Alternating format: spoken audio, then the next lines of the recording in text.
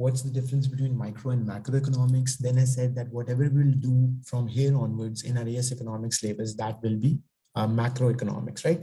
So macroeconomics, we already know it is about variables, it is about issues that relate to entire economy and not just one product or one industry, as we discuss in microeconomics, right? So that's the distinction between micro and macro. So macro related to entire country, and it deals with issues like balance of payments, exchange rate, inflation, GDP, right? These are variables that are related to entire country. Pakistan, what's the inflation in Pakistan? What's the exchange rate of Pakistan, right? Entire country, entire economy, right? But in microeconomics, we look at one particular sector or industry, like, car industry, education industry, healthcare industry, and so on, right? Then we said that we'll talk about these 5 macroeconomic variables in our syllabus, right? So we will discuss GDP, which we are currently discussing, right, in our current classes. Then after this, we'll move to the topic of inflation. Then we'll talk about exchange rate. Then we'll talk about, right, unemployment is also macroeconomic variable, but that's not part of AS economics, right? So unemployment, we'll discuss this in A2 economics, right? So you have unemployment, then you have exchange rate, and then you have balance of payment, right? So these are the 5 topics that we'll discuss in as part of our syllabus, right? Exchange rate and balance of payments. Okay, now what is GDP? Quick recap, right? So we said GDP is the total value of all goods and services produced in a country. And why is it important to calculate the GDP of a country? Because it is also the total income of the citizens of that economy, right? So what is GDP? Total value of all goods and services produced in a country, right? And then we discussed that why calculating GDP is important, right?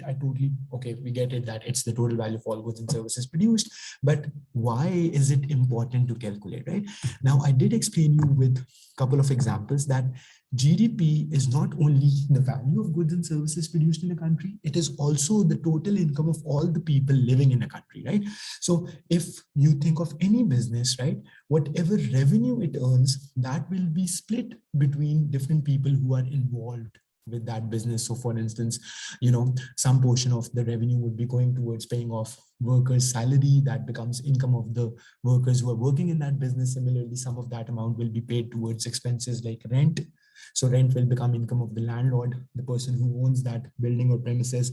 Some of that amount will be paid towards raw material, and that becomes the income of the supplier of raw material, and so on and so forth, right? So GDP is basically, you can define it in both ways. You can call it total income of all people living in the country, and in fact, and is the word, total income of all people living in a country, and it is the total value of all goods and services produced in a country, right? So the two things are exactly the same. Total value of all goods and services produced in a country. Okay, now then moving forward, we talked about that how do we use this value to compare performance of different countries, right? In that we said total value of all goods and services produced in a country, right?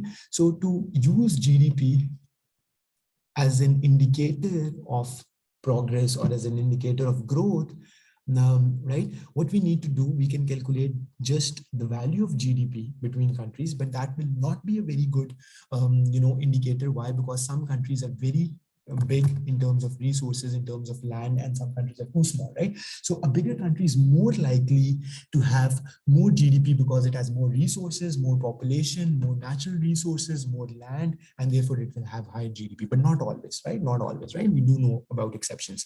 Then what is a better indicator than GDP, right? So a better indicator than GDP to compare performance between countries is GDP per capita. What is that?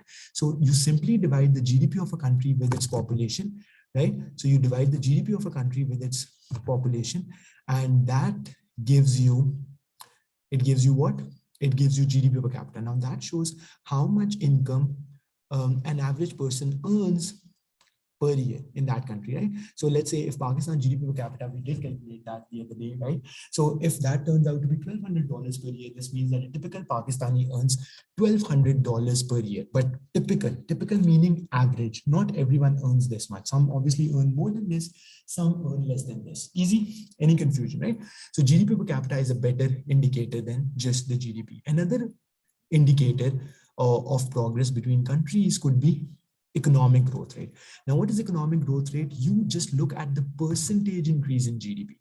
What is economic growth rate? Economic growth rate is the percentage change in the GDP, right? So what it basically looks at is that how much countries GDP grew, how much countries GDP grew, by what percentage of countries GDP grew during a certain period, right? So let's say if for a country it's 10%, this means compared to last year, this year, this country's GDP is 10% higher.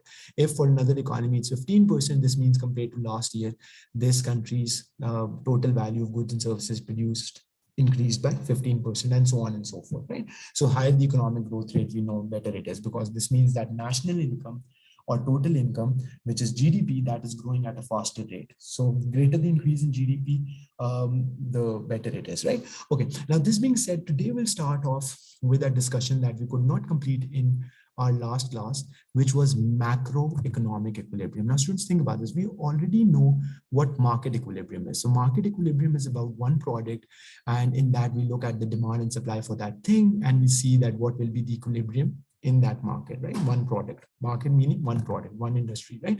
So on the other hand, when we talk about macroeconomics, we are not looking at one product, we are looking at the entire country as a whole, right? Now, what do we have on the y-axis? We have average or general price level, right? So general price level is generally the term that we use. So I'll write this down as GPL. Now, you will get a better idea of what exactly is general price level when we move on to the next topic, which is inflation, right? But for now, what you need to remember is that general price level is the average price level. So if GPL, general price level, is increasing in a country, that means inflation is taking place. And if general price level is decreasing in a country, that means deflation is taking place, right? So inflation and deflation, these are the two words. So inflation, you are already familiar with. Just to give you a quick idea, deflation is opposite. Deflation is decrease in prices. So if something is worth 100 rupees today, and that the price of that product drops down to 98 or 97 rupees in future, that would be deflation, right? And inflation is obviously rise in the prices. So if something is worth 100 rupees today, after 1 month, 2 months, or 1 year, it is more than 100, like 105, 106. That is inflation, right? Now, what do we have on the x-axis? That is real GDP. Now, I did tell you that I'll explain you the difference between real GDP and nominal GDP, but not at this point. Why? Because you will be able to better understand the distinction between real and nominal when we have covered the topic of inflation, right? Because that is where to what it is directly related to, right? Now, what is macroeconomic equilibrium? So it basically shows the level of GDP or the output or the GDP of a country that will be produced during certain period, right? Now, upward sloping is the aggregate supply for a country, downward sloping is aggregate demand of a country, right? Where the two intersect, that is your macroeconomic equilibrium, that shows how much will be your general price level and how much will be your GDP. Now, I did tell you that we denote GDP with Y, right? So Y1 means that this is the value of the GDP in that country, right? So this is macroeconomic equilibrium. This diagram is known as macroeconomic equilibrium. Now, to move forward, we need to know what aggregate demand and aggregate supply are. Now, you have to be careful with the wording, right? So we are not using demand, we are not using the word supply. We are using aggregate demand and aggregate supply. Why? Because this is for the whole country, for the whole economy, right? Aggregate supply is total production of all goods and services, all goods and services in an economy during certain time period based on different general price level, right? Think about this. Is total production of all goods and services in an economy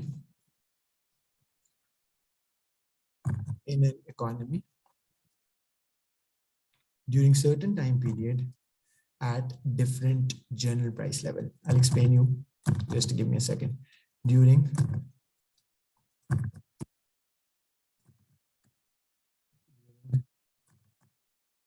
certain time period at different general price level, right? Okay, now think about this. For the normal demand curve, I did explain you for normal product demand curve, we used to look at how much quantities will be demanded at different price levels, right? Yes or no? At different general, at different general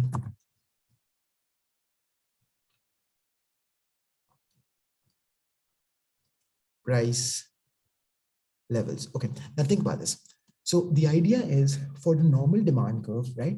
For the normal demand curve, we said that what is the demand, how much quantity of this product will be demanded at different price levels, right? So what we do is that it's a normal downward sloping curve, which shows that at different price levels, how much quantity for that product you want to buy. I gave you the example of Coke, KFC, McDonald's, whatever you want to think about, right? So if the price of each burger is, let's say, 500 rupees, how much quantity would the market consume, right? That is your market demand curve, right? That shows how much quantity the total market, the entire market as a whole would consume at, let's say, a price of 700 rupees per burger or whatever, right? If the price drops down to something less, right? So obviously the demand, there is extension in demand, and that is shown through a downward movement in the demand curve, right? So if the price of each burger is 900 rupees, then perhaps there's a total demand of 1000 burgers and so on, right? Easy. In the case of aggregate supply or aggregate demand, we will look at all goods and services, not just one product, all goods and services. Now, talking about aggregate supply, have a look at this. It's upward sloping. Now, we know just like any other supply curve, it will be upward sloping because if there are higher prices for a good, right? If there are higher prices for a good, that will incentivize producers to produce more, right? Because that means higher profits for producers. So for general price level is on X, on the Y-axis, and you have aggregate supply on the X-axis, right? So it will be a normal upward sloping curve, but the only distinction is, between the only difference between normal supply and aggregate supply is that aggregate is looking for the entire economy, whereas normal supply curve is just for one product. Now, the shape of the graph would be like this, right? So that means higher the general price level, which means more prices, which means more profitable it is to produce this product. Obviously, more the production because higher will be the profits. Easy, we good on this, right? So let's say if you move from point A to point B, so on point A, the per unit price was lower, average prices were lower, right? So less quantity was being produced, right? So I'll say GPL1, and this much was your aggregate supply, and then you have GPL2, and higher is your aggregate supply now, right? We good on this? Okay. Now, similarly, let's discuss the definition of aggregate demand and then move forward from here, right? So what is aggregate demand? Aggregate demand is the total demand for all goods and services produced in an economy, right? Aggregate demand is the total demand for all goods and services produced in an economy during certain time period at different general price levels, right? So at general price levels, how much will be the total demand for all goods and services, and who's making this demand up? All people who are living in that country. Now think about this. It's not only me who consumes a certain product, right, in an economy, and obviously there are so many other people, like everyone in my country consumes any good or service, right? So if we add up the demand from all these consumers and for all the products, that's what aggregate demand is, right? Total demand for all goods and services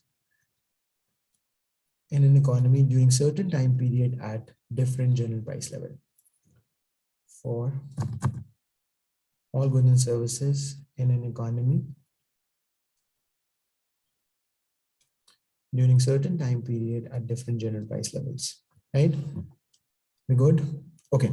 Now in the last class, let me write this first. During certain time period at different general price levels. General price. Okay, now think about this. In the last class, we talked about components of aggregate demand. But before we jump onto the components of aggregate demand, right, we need to look at the shape of aggregate demand. And the shape is also not any different compared to a normal demand curve, right? So think about this.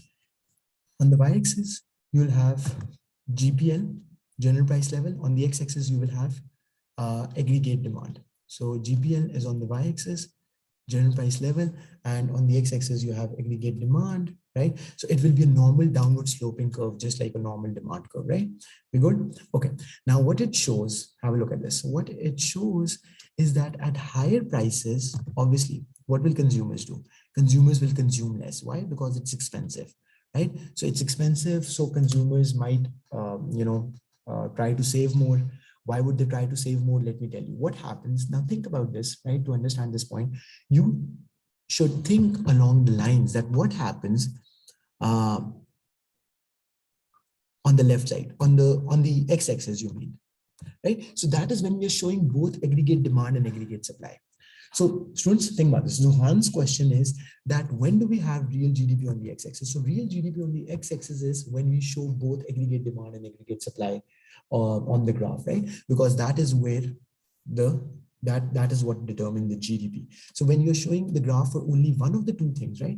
So when you're making for just like, aggregate demand. So this was normal demand, sorry about this, right? So when you are making the graph of only either aggregate demand or aggregate supply, then it will only be that variable on the x-axis, right? Got it? Okay, great. Now think about the students. I was saying that first of all, just think about your consumption pattern, right? So if products are becoming more expensive, right? Then what, in simple words, what I'm trying to say over here is that if inflation is taking place in an economy, right, which means products are expensive, how do we spend, right? A natural response to higher prices is to, save more. Why would we want to save more? Because think about this. We would think that in future the prices could be even higher than this, and for us to be able to kind of survive that higher prices period, we would want to save more so that we have more safety cushion when prices tend to increase, right? Are you getting me or not? So another way to put this is, think about this. So recently in Pakistan, the price of fuel, I don't know exactly how much was it previously, but now it is higher than what it was, and it was quite of a quite of a jump, right? So if let's assume it was previously 130 rupees per liter of fuel, now it has increased to 15 rupees. It's 15 rupees more per liter, right? So a person who spends, any person who has his or her private car, then they will be spending much more on fuel now, and therefore they will be more careful with how much they are spending on fuel. Yes or no? They'll be more careful um, in terms of how much they spend on fuel, right? So they perhaps might not want to take extra recreational trips. They might not want to take a lot of, entertainment trips and things like that, right? They would want to cut upon the fuel expense and so on, right? So that's why when general price level is higher, we are expected to consume less, and vice versa when inflation is lower, right?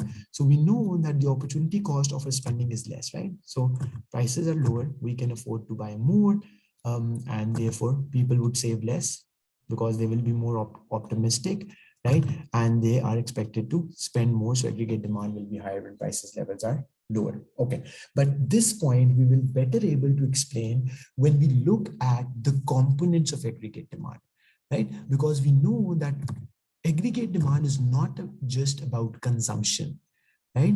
So aggregate demand, in the last class, we did talk about this, but we didn't get the chance to complete off with all the components and discuss about each of the components in detail. So when we, right now, when we look at the different components of aggregate demand, then we'll have a better idea of why aggregate demand curve is downward sloping, right? Why is its shape the way it is, right? Now, I said aggregate demand is made up of 5 components: consumption, investment, government spending, and exports minus imports, right? So exports minus imports, right? So we did discuss the definition of consumption. What is consumption? Consumption is the money, total money spent on goods and services, right? Consumption is total money spent by all consumers, because we are not looking at consumption of one individual. In macroeconomics, please always remember it's the consumption of, like whenever we talk about any variable, we are looking at that variable from the country point of view, from the economy point of view, not just one individual or one person, right? So total money spent by all individuals on goods and services, right?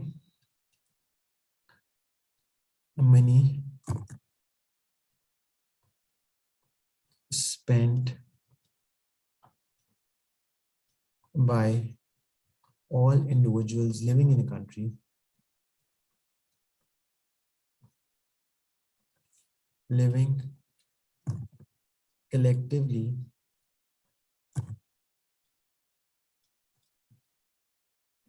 spend all individuals collectively on different goods and services, right? Okay, now what is investment? So investment is the money that firms spend on buying capital goods, machinery, the tools, right? That they need to produce other goods and services, right? So that's what investment is, right? When a business expands, obviously they need to expand their production facility. They will need more offices. They will need more machines. They will need more factories. So all the additional money that they spend to expand their operations, that's what investment is, right? So that's what investment is, right? So investment is the total amount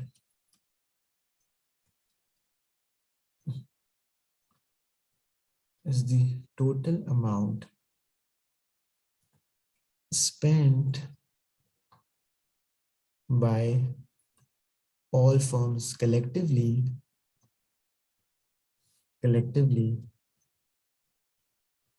on capital goods, right? And obviously it will be during a certain time period, right? So we have to, if we say, how much was how much investment was made in Pakistan this year, right? Or in any other country for that matter, right? So we need to specify what's the time period we're looking at. Whether we are looking at 1 month period, whether we are looking at 6 months period, whether we are looking at 1 year or whatever, right? Then comes in government spending. So what is government spending? Government spending is the money that government spends on different projects, right? Like infrastructure, I don't know, education, healthcare, all these are government spending projects, right? So let's look at this, right? Money spent on by government on different projects, right? Government spent by government on different projects like education, healthcare, and so on. On different projects like education, healthcare, infrastructure, and so on. Education, healthcare, and so on, right? Okay. Now, this is what government spending is. And obviously, where is government getting this money to spend on these projects? The taxpayers' money, right? So the tax that we pay in form of different types of taxes, right? That's where the government gets its revenue to spend on all these different things, right? Okay, is this clear? Okay, how does the government know how much is spent in consumption investment? Okay, that's a very good question. Now think about this. That's a very good question, Khadija. Let me answer that. So the idea is that consumption, let's first talk about consumption. Now, most of the consumption that happens, especially in developed worlds, right? Developing worlds, I'll come back to it and tell you that what happens that you go to a shop, right? You go to a shop and that shop has some sort of recording how much sales they are making and how much profit they have made, and all the how much stock they have in their in their shop and all that stuff. So they're using some sort of, at least in this age and time, they're using some sort of software, they're using some sort of tracking mechanism, right? So how much was their sale during a certain month, right? So if I go to a departmental store, forget about smaller shops, think of a departmental store. If I am a government official, I go to a departmental store and I ask them how much was your sale this year, right? So have you seen that they have barcode readers? So they can even tell you how many units of a certain product were sold during that time period, right? Are you getting me? Right? So they can tell you that this many toothbrushes, this many soaps, this many shampoos they sold, right? And to whom, right? Because it has all the details or something, right? So that being said, if we add up the total amount of sales from all these different businesses, right, then that will give us an estimate of consumption. But here comes a good question, right? That what if I buy something from a shop that has no way to track this, right? They are just either doing it manually in some sort of notebook or something, because we do know there are a couple of such businesses, especially in developing countries, where they do not have any software or anything to do that, right? Then in that case, some data will not be recorded, right? And your government would not have an accurate measure of that, right? What Zohan was asking me the other day, that there would be informal economy, or hidden economy, as we say, black market, as we say, right? So these are all the words to refer to the idea that some economic activity is not documented for, and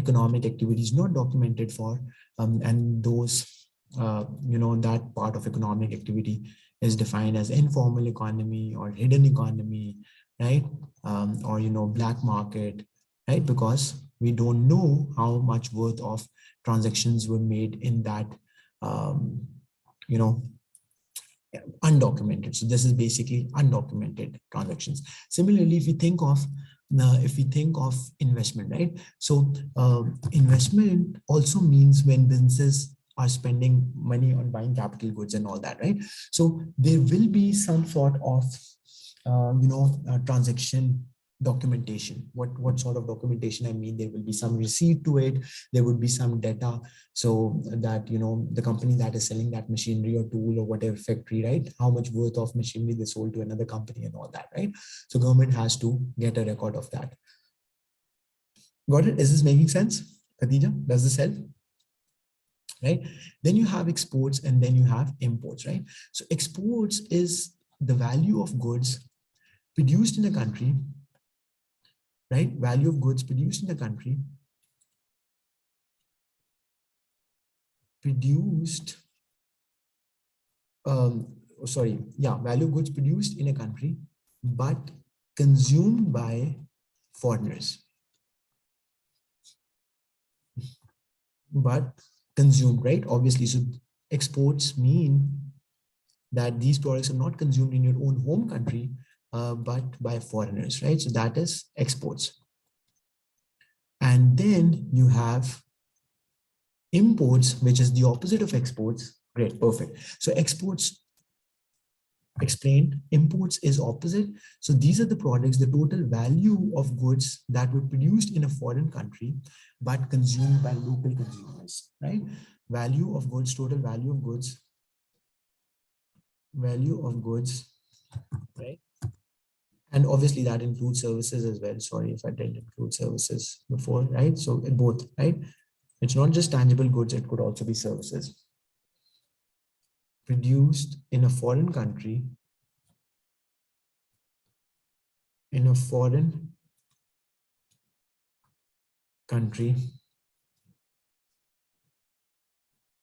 but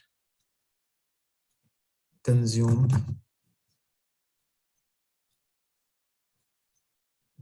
locally, right? Easy? Any confusion so far? Anything that's not clear, right? We good on this? Okay, so these are the definitions of all these 5 components that make up an exports and imports, right?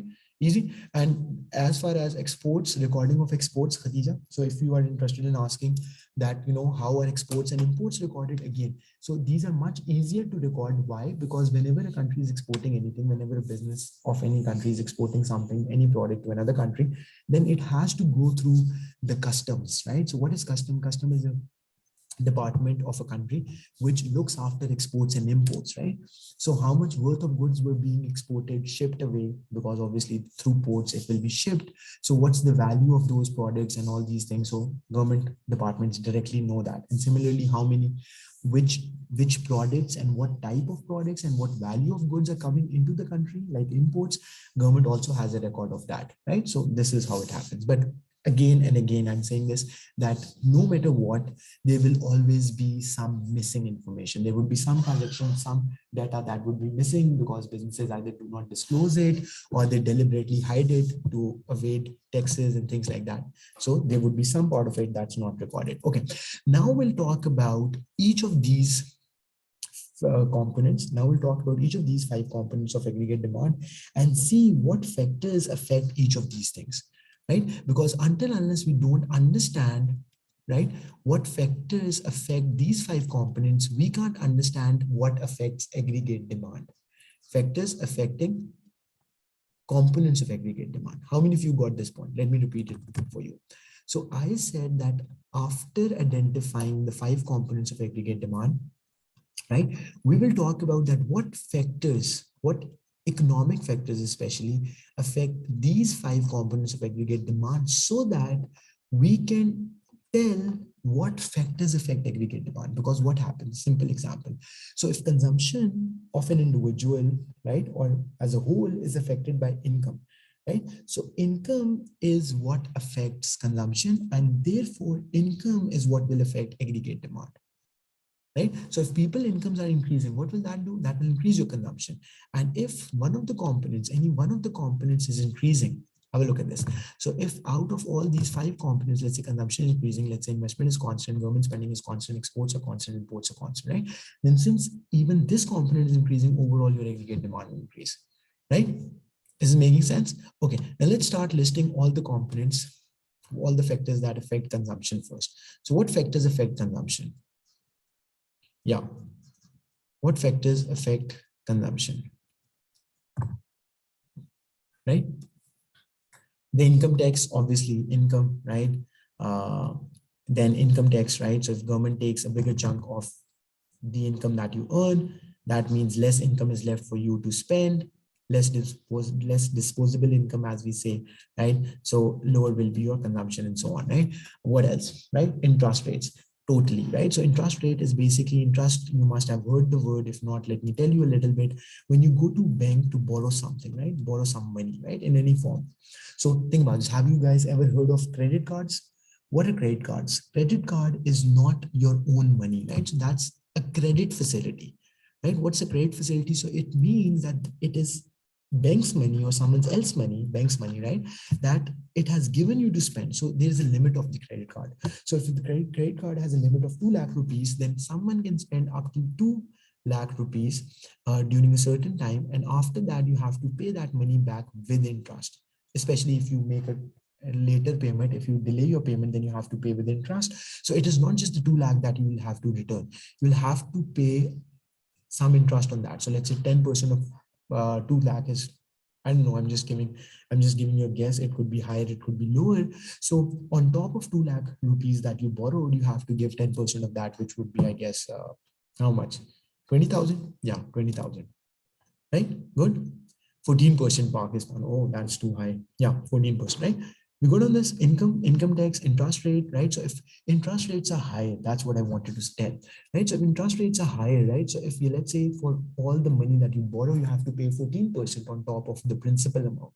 What is the principal amount? So principal amount is the actual amount that you borrowed. So technically you just spent, so the amount that you borrowed was 2 lakh.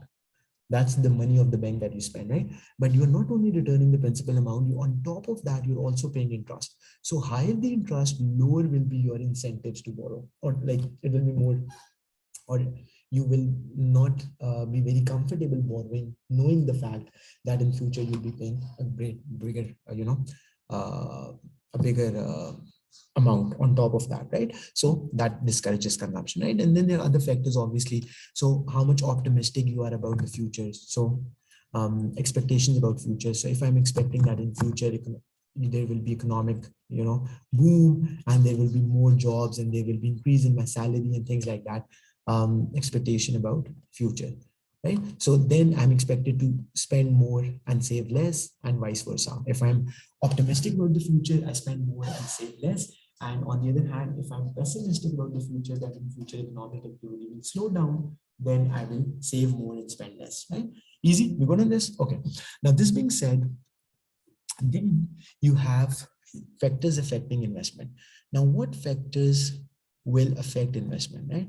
So when businesses have to decide whether, when they have to decide how much to spend on more, how much to spend more on capital goods and their, production facilities, what factors will they consider?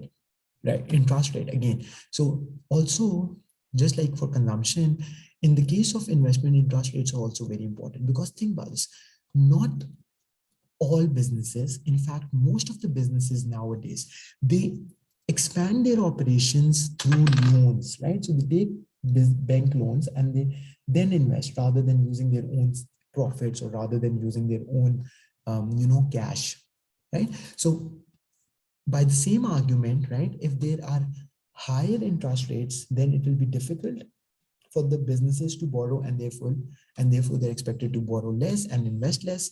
So higher the interest rates, lower the investment, right? Good. Speculation. Okay, can you explain on that, Zohan? What do you exactly mean when you say speculation, and how will that affect investment, right? So political and economic stability of a country. Now think about this. What is another very important factor affecting investment? That's political and economic situation or stability, right? So when countries are more economically and politically stable, right? You know what stability means, right? So economic stability simply means, right, that there are no major fluctuations, right? So there is stable growth, there's not very high rate of inflation, exchange rate is kind of stable, it doesn't fluctuate a lot, right? So there are stable conditions, and investors can, or business people can predict what to expect in the future, right? So then they'll be more confident, they will be more confident to invest, and so on and so forth, right? Similarly, if it's politically stable, right, there are less political turmoils and things like that, which can negatively affect business performance, then they're more likely to invest, right? So these are perhaps, if people, for example, if people will think that UK currency will bring economy invest. Okay, but okay, I totally got your point, and that is what was in my mind. So Zohan is saying that when people expect that the currency will appreciate, let's say UK pound will appreciate, they will buy more of UK pounds so that they can make a profit out of it. It's just like the way people do that. When they think that the gold prices will go up, they invest more in gold so that they can get a return on that. And I totally agree, right? That's correct, right? But this type of investment is known as portfolio investment, right? Now, what is portfolio investment? When you're investing it, when you're investing in financial assets, right? Like, how should I put this, right? So financial or assets mean like not a real business, right? So real business would be something when you're offering a service like mega lecture, or when you're offering a product, right? Like making soaps or food restaurant and things like that. So that's known as direct investment, right? So there's a distinction between direct investment and portfolio investment, right? So direct investment is when you're directly investing in a business, right, that provides a good or service to customers, right? And portfolio is when you invest in financial assets, right? Like you invest in stock exchange, you invest in currencies, which is called forex trading and forex, right? When you invest in bitcoins, right? So these types are not directly into a business, but that is through assets, right? Real estate, right? So I totally get it, what you meant, and that is correct, right? So that is also a type of investment, but when we, here we are more concerned about the direct investment, right? But we do, right? Yeah, that's correct. So when speculation, yeah. So when people expect that, does this help? Okay, so students, how about we stop here for today and then we continue from here in tomorrow's class, right?